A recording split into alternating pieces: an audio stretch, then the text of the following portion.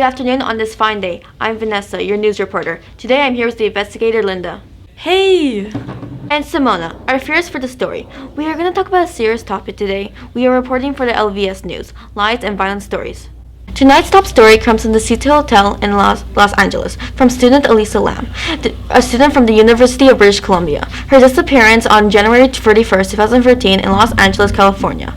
The body was discovered on February 19, 2013 in the cistern. Following numerous reports of the water, her body was discovered by a hotel maintenance worker investigating the complaints. We have no idea how this happened so far, but we did get an investigator who has been working on this case to tell us about it. Linda from the LAPD. Lam's body was discovered naked, according to full colors report, in clothing similar to what she was wearing in the elevator footage. We found was floating in the water, coated with sand like particulate. Her watch and room key were also discovered in her possession. Lam's body was swollen and moderately decomposed. What we know about the hotel already is it had a horrible reputation before Alyssa's death. It was site in with some high-profile serial killers.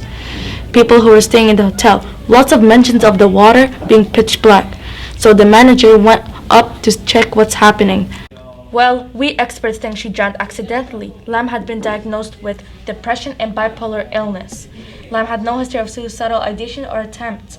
According to her family, who apparently kept her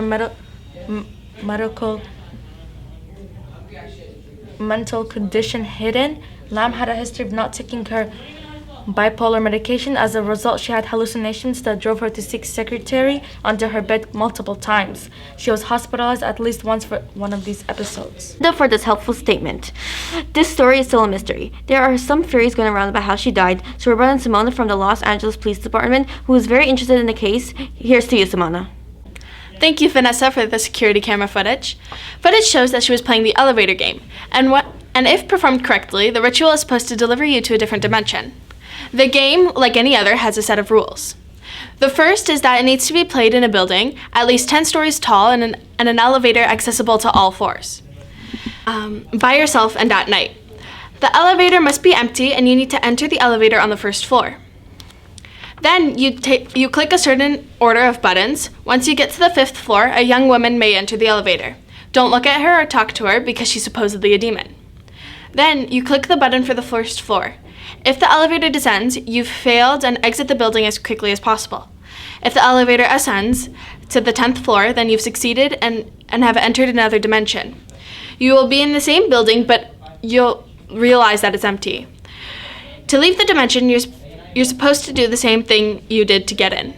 Thank you for having us, Vanessa. This has been a very scary and interesting night. We'll look over this case furthermore, as this still remains a mystery.